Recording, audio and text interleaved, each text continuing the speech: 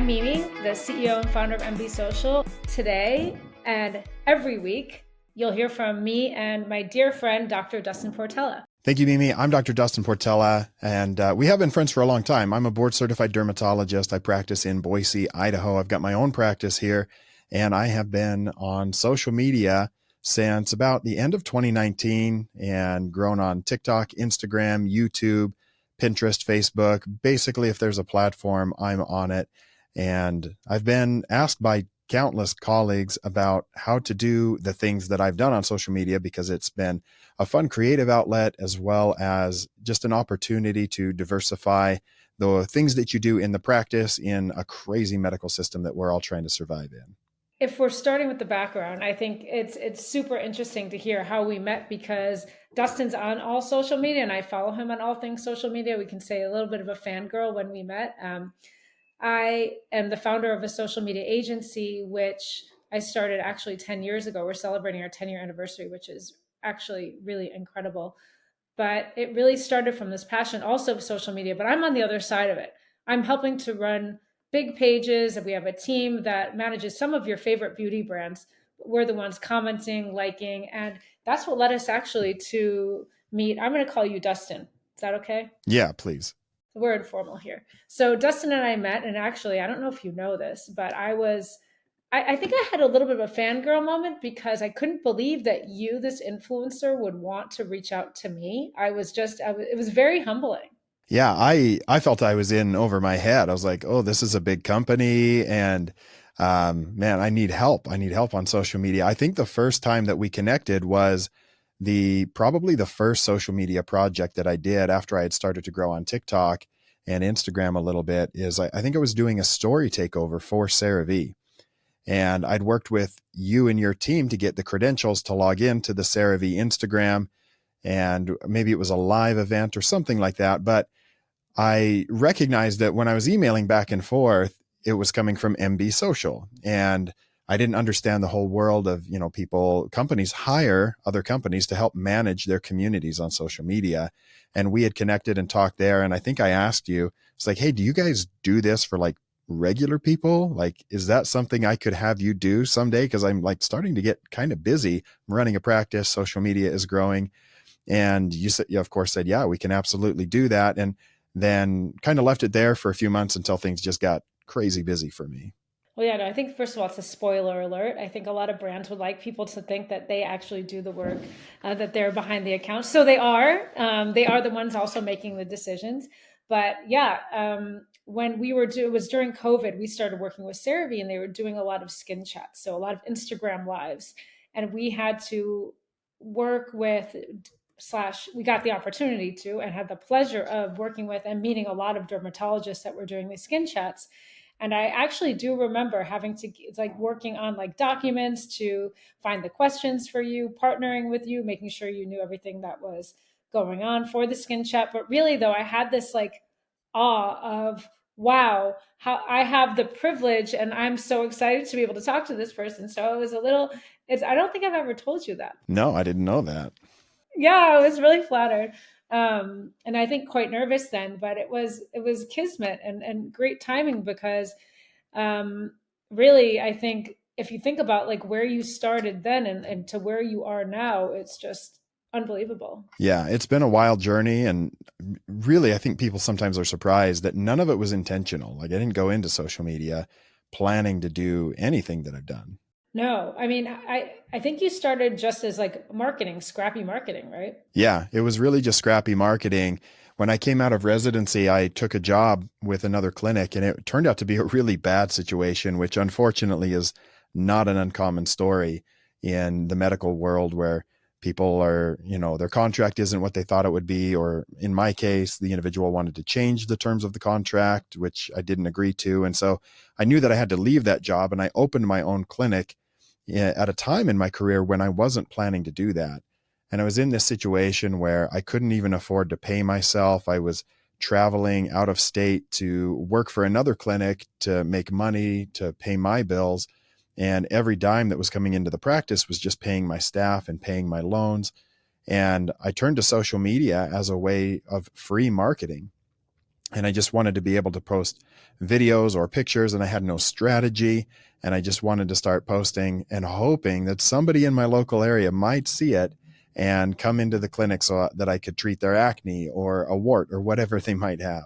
And now, fast forward, you have over 2 million followers on TikTok and really one of the leading social media dermatologists. And I think so many people, the burning question that I'm sure that your DMs are exploding. And I know people in passing always ask me is really, how did you do it? It was something that as I said, I didn't intend to. And so it was kind of a learn on the fly situation.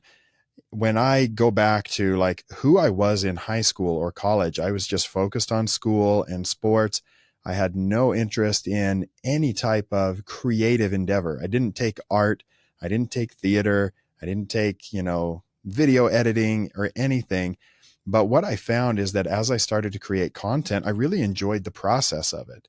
I liked being able to be creative and take a trending audio and turn it into a dermatology style video, or to debunk myths, which were very common and still are on social media, and be able to give expert opinion on that. And as I enjoyed it, then I started to learn, how can I do this a little better? Because I am very competitive by my nature. And if I can do something really well, I'm going to try to do it really well. I don't like being average. So I started to learn how to do better video editing, and I got new apps on my phone to do better editing, and eventually moved to editing on my computer, upgrading my sound. I'm a tech nerd. I've bought way too much equipment, but I use it all because I just wanted the audio quality. I wanted the video quality. I wanted the lighting to be better and better. And that's just one element of it, really, because then it starts to be, how do you have the time for that? And I quickly found out I didn't have the time to do it all. And that's kind of what spurred the relationship that I have now with you and with your team at MB Social. Is that was the first outreach that I did to ask somebody to come into my bubble and start to help me with that process. I mean, so many things that I think all work for you in the timing and also your passion, your expertise, your curiosity. But I was trying to remember, isn't someone in your family in theater? There's theater somewhere. So my mother enjoys theater, musicals. She would do community plays when I was growing up. And so I think that's probably where I get it from, is seeing that that's there. And then just having this idea, and this is maybe kind of a funny or interesting story, is I've always noticed that people don't like being in photographs, and people are like, oh, don't take a picture of me or whatever. They try to avoid the camera. And I didn't understand why I was like that, because everybody else was like that. And then at some point during high school, I decided, you know what, there's no reason to avoid being on camera. I'm going to try to get in every single yearbook photo that I can. And so I just decided, like, I'm going to be comfortable on camera. And back then we didn't do a lot of video when I was in high school, because I'm just slightly old. If you're old, then I'm really old. I'm older than you are.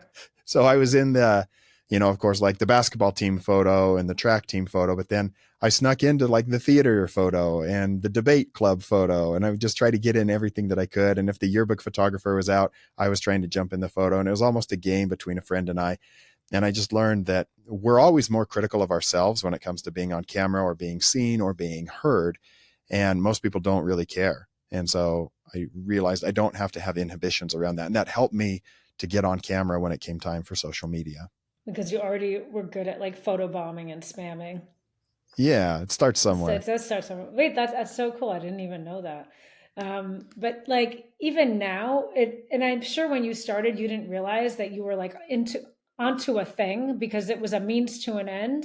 It was trying to, and now there's this whole universe of people honestly trying to be like you, or just trying to make it, which is where this thing that we're doing now came from. Because how do you unlock the secrets? How do you tell people how to do it? And it's not even so simple. Like, it's not a simple math formula.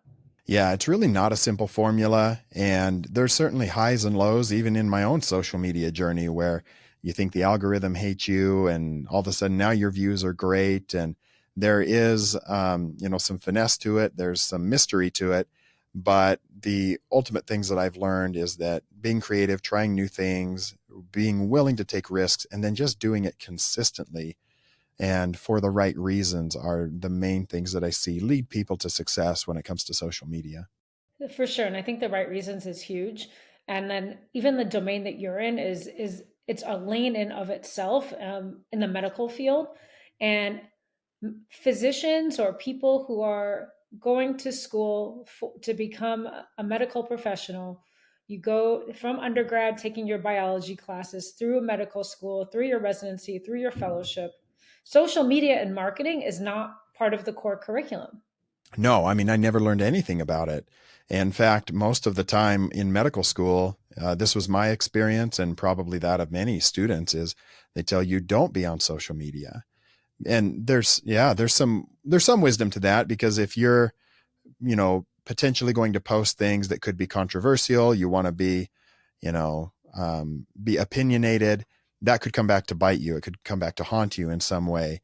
And that's a whole nother topic that I think we'll get into, about staying in your lane, essentially. But when I really started social media in earnest, I was very focused on what it is I wanted to accomplish with that. And I think that it can be a safe space for medical students or residents to get into if they have the right focus as they get into it, and understand that a professional platform does not also have to be a personal platform. Couldn't have said it better myself. And I think that now it's almost mandatory in a way, if you want to be a successful physician. Maybe not mandatory. I'm not a medical professional, but that people are told that they should be on social media in some format, and it's not always obvious how. And it's also why we wanted to talk about being a medfluencer. We want to talk about being or talk about medfluencing, and exactly like what medfluencing is, and actually what we're building. Yeah, we've got some really fun things in the works when it comes to what is a medfluencer and what's the purpose of it. And the purpose doesn't have to be the same for everybody that gets into it. You don't have to do the same thing that I've done or that Dr. Mike has done, or, Dr. Lee, anybody else. Everybody kind of takes their own approach to it for their own reasons, and they find success in unique ways sometimes. Totally. And I think that understanding what the core competencies are, what the principles are, what the mindset is that you just mentioned, there are certain skills that you really have to succeed. So I think right now, when we talk about that commitment, that dedication and patience that you have and continue to have, so you're in it for the long run. Yeah, I really do just enjoy the process of it. And if I find that you might say vanity metrics, your likes, your views, your comments are going down, then I look at that as a reflection on, am I creating the content that people want to see, or the content that I think is valuable, or am I trying to chase a trend necessarily? And you have to be able to course correct, accept feedback, from peers, from followers, and from yourself, strangers. Yeah. So, and not, criticism, negativity, all of that will come with it. Totally. And you have to have a little bit of a thick skin. But I also think that what's unique about medfluencing, and again, this is not a Dr. Portela fan club here, but it really is, because I think he's a best in class example. But also the core of medfluencing really is about education and passing a message. It's not about marketing yourself, but it's really about the actual medical field that you're in. Yeah, we're in an interesting time in medicine when it is more expensive than ever to get care. And there are so many alternative voices out there, some good, some maybe not so good, that are sharing information that is known to be harmful, potentially harmful, or maybe just doesn't have any evidence. And when more medical professionals get online and they share their expertise, it really helps democratize healthcare. And you might be able to keep somebody from needing to go see a doctor without specifically giving medical advice. And you can help to correct people when they may be getting incorrect advice on how to take care of their skin or their diabetes or their blood pressure. And, you have an opportunity to participate in that conversation. And as doctors, I almost feel an obligation, because these conversations are happening with or without us as medical professionals. And if we don't add our voices in there, then it's more likely that people will be steered in the wrong direction. That's true. And it doesn't mean that you're diagnosing on social media. If you're a medfluencer of any kind, it doesn't mean that you're providing medical advice. You're not talking about um, what, or you're not prescribing things, but there is some basic education that does happen.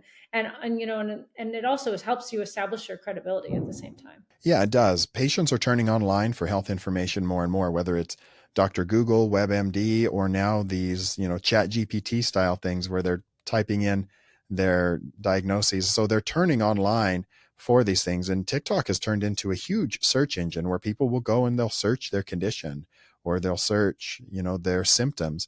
And if you are able to be there and provide that information, it is marketing in a way, but you're participating in that conversation in different ways. And it's an important thing for people. And I've gotten messages from people, throughout my social media career saying, you talked about skin cancer and I went in because I had something that looked like, the moles that you showed, and they biopsied it and it was a skin cancer and they caught it early. So thank you.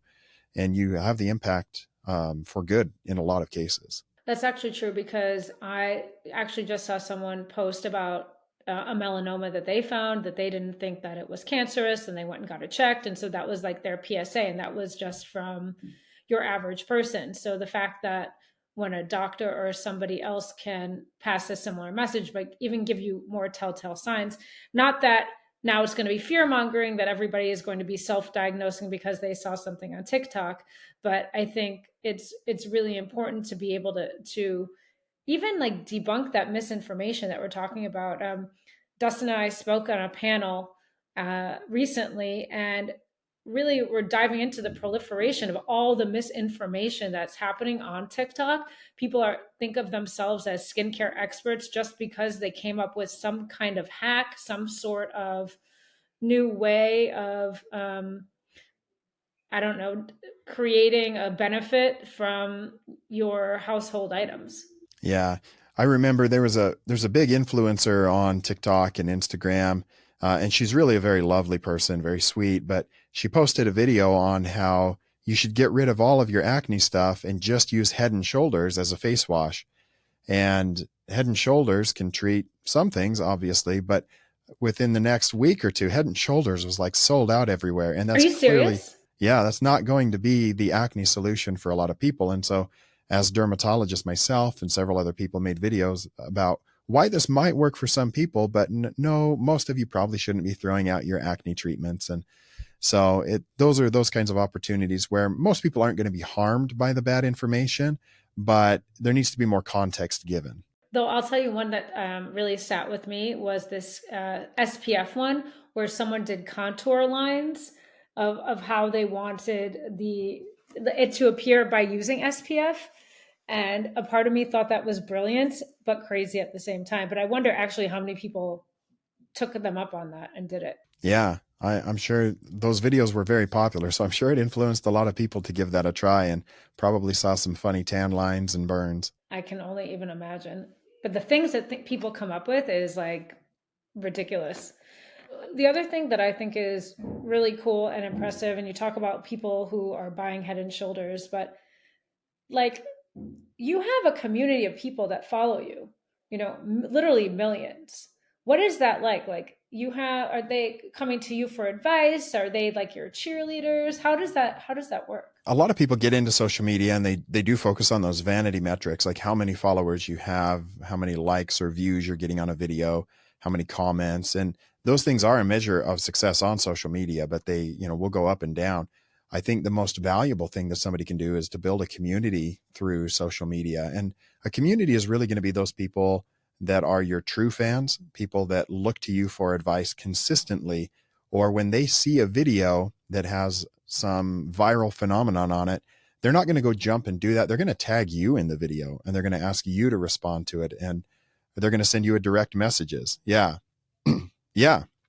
You get tagged on the comments and then it brings it to your attention and you get an opportunity either to just reply to the comment or to create a video reply where potentially millions of people could see it. And then people are going to start to find you on other platforms because they want to see what else you're doing across social, or they'll join exclusive communities where I have like a text message community where I will send out text messages on things that I'm doing, places that I'm visiting. I'll ask people for recommendations like, hey, I'm going to be in Austin. What's your favorite barbecue place? And it starts to form a relationship with people that's not just, somebody watching a video and clicking the like button, but then when you have a community of people, they're going to trust you to make recommendations, and you want to be, mindful of that when you make a recommendation or when you endorse a product, that you're going to be doing something that you actually believe in, that you think will be applicable and helpful to a wide audience of people, and that they can trust you if you got on there and say, hey, I tried this thing, I don't like it, or I tried this thing and this is the person that it's for. If this is not you, I would not buy this product. And I think that that's why brands really like working with you, is that they know what they're going to get. And when people ask me about becoming any kind of influencer, but working with brands, and brands like predictability to some degree. They look and they say, okay, this is the style of content that I want. This is the personality that I want. I appreciate the demeanor. I appreciate the straightforwardness. I appreciate the look and feel.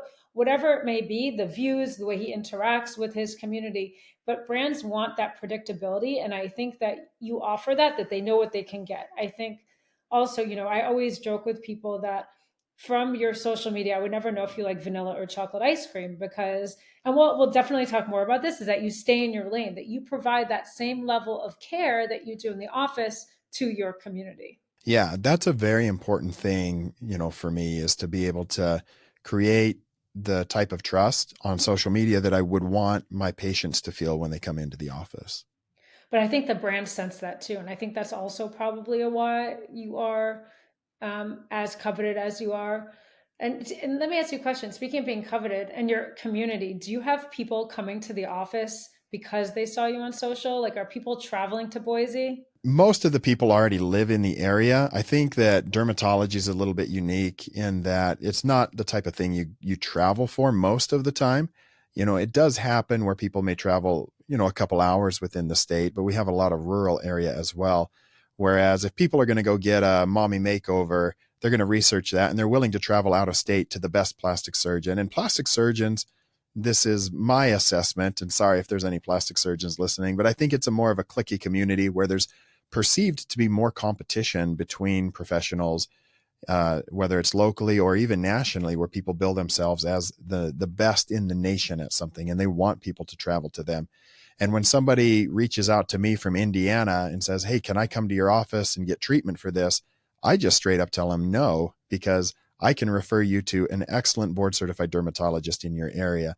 And I think dermatology has more of that collegiality and less of a feel of competition.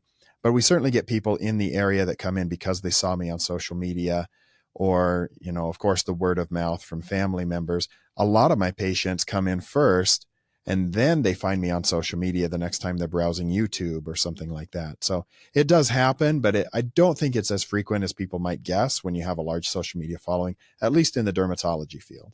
Oh, I would think that there's like a wait list of people to kind of get to see you. I mean, there probably is, but from social media, I wonder if you were in New York or you were in somewhere else, if that would be the case, that you would be like the TikTok derm. Yeah, I think it would be more there. But again, I'm in, relatively small community. Even today in the clinic, one of the people that work for me, they wanted me to cut something out of them, and they were asking, when I could do that. And I'm like, just, take the next open spot. And they came back to me later and they mentioned, your next opening is in March. So how am I supposed to get this done? So I'm pretty backed up in the clinic. I can always squeeze in emergencies, but it's, very fortunate to be as busy as I am in the clinic. Incredible. And I think that you have that kind of credibility and then the trust factor from like all the things that you just said, from even like your approach to people also probably already feel like they know you because they've seen their content. Yeah, I get a lot of that where people feel like we have a relationship when I've never met them before. And that happens with patients, and it certainly happens with a lot of pharmaceutical reps. They come in here and they've seen my social, their colleagues have mentioned it. They'll go to a national sales meeting and somebody will ask like, oh, what area do you cover? And they're like, oh, I cover Idaho. And they're like, oh, Dr. Portella's in your area. And so they'll find me on social and come in, and it's, it's kind of fun. It's fun, but it's not the reason that I do any of it. And so now that you have like booked out until March, I know when you started, content creation has really evolved. But how, where did you get your advice from? Who helped you? When I was first on social media, I may have been the first dermatologist to really push into TikTok. You know, there was other people on Instagram, there were people on YouTube, and so I didn't really have anybody that I could turn to, but I did start to watch other people that were not dermatologists and see how they created content, what made them successful, because there are universal things that help to drive success when it comes to social media. The way that you speak to the camera, the audio quality over video quality, surprisingly, and different things that you can implement are not necessarily specific to being a medfluencer. They're specific to being an influencer. And so I tried to gather from those resources. And then as more dermatologists came online, there was probably a core group of 6 to 8 that were fairly early on. You know, we were involved in group texts and chat threads and trying to help each other out and encourage each other and bounce ideas off of each other. And so it became, you know, a collegial thing pretty quickly where there was a lot of cooperation between early dermatologists, and people would try new things and you'd see it and be like, oh, that's pretty great. I might try that too. And so it's been a lot of fun, but there wasn't a lot of resources to turn to specific to medfluencing when I was first getting started. Great. And I'm not actually sure there really are any that exist now. Yeah, there's really not. You know, there's a lot of people that talk about being creative and making your videos go viral, but when you're a doctor and you want to have a professional presence on social media, there aren't a lot of resources available to people. So I think we should share what resources are going to be available. That's a perfect transition. So, well, yeah, this is a topic for us that really came to the forefront. I think both of us probably were kicking some form of idea like this around, you know, but we hadn't talked about it until we were at the AAD meeting in San Diego this last spring. Yeah, and I think the volume of people that just want help, and the two of us actually love to help in so many different ways that this podcast, we're in season one, episode one, is there going to be many more episodes, well, TBD on how many, but we're really going to dive in. We're going to dive into the strategies, the tools, the insights, the best practices, the people who do it well to give you the tools that you need to become a medfluencer. And on top of that, we're going to create a course. Yeah, and I'm very excited about that because I've spent hours on the phone with colleagues that are dermatologists, emergency physicians, or really lots of different disciplines, and even, you know, not quite a physician, but they're in healthcare in some degree, and they want to be able to share their expertise online. And it got to the point where it wasn't very feasible for me to spend an hour on the phone with somebody new every week saying, here's what you need to get started. Here's the platforms you should start on. Here's the editing softwares you should think about using. And I started to keep a little note in my phone where I would get a message from somebody and I could just, you know, copy and paste that and give them a bunch of information, and realized this could be done a lot better and actually be very valuable for someone. Extremely valuable. I'm excited to see that list. I remember when we were studying other people's videos and looking at the lighting and the setups to say, like, what is the best lighting? And now we can give it to you. And now we can give it to anyone. Yeah. And it's not just the equipment. And I think people need to understand that is we're going to help teach you how to be more comfortable on camera, how to improve your audio quality, your voice presence, the way that you just look at the camera, the way that you turn off screen, how you can collaborate with people, where you can find your niche, what kind of topics you want to talk about, and really how to grow a social media presence that serves you and that serves the people that you speak to. True. And for those of you that are more mature in the process already, I'm excited to talk to some of our favorite medfluencers and learn more about their process, how they started, and also take a peek behind like the brand deals that they work on, and also the people behind the brands who have worked with them and why they work with them. And that is a question that a lot of people have, is brand deals. And we've both seen people that want to become influencers because they want to get brand deals. No, And we are because they going want to to talk travel the about that. world. Yeah, they No, want to Dustin, travel because the they want to world. travel the world. Yeah, that was my favorite one. And there may be opportunity for that. And I hope that there is for people that want to get into this space, because ultimately, we need more professionals sharing their expertise on social media. And I think it can be a really fun way to also diversify the type of work that you do and potentially your income as well. And all of that, when it's done correctly, ultimately benefits the consumers and the patients that we speak to. True. And also maybe like you find a new creative outlet. Yeah, that's been just great for me when people say, "What are your hobbies?" Well, I like creating content. So it is almost a hobby. We really want to help everybody that's interested in joining us on this journey to create a social media presence, to build a brand, or to do whatever it is that you want to do to serve other people through social media. You can find me on all social media platforms at Dr. Dustin Portella, TikTok, Instagram, YouTube, Facebook. It's all there. And also at Dermatology on Instagram. Thank you so much for listening today. Hope you gained something valuable, and we can't wait to see you at the next episode.